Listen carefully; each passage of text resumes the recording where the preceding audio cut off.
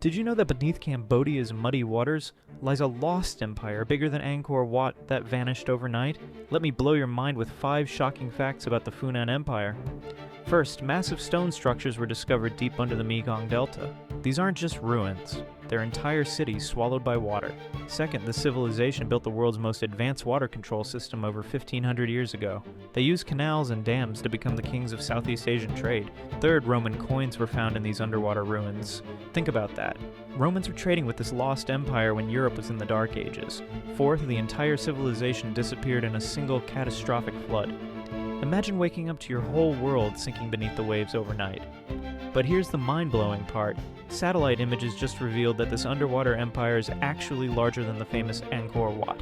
An entire advanced civilization has been hiding beneath the water for over 1,000 years, completely untouched and waiting to be explored.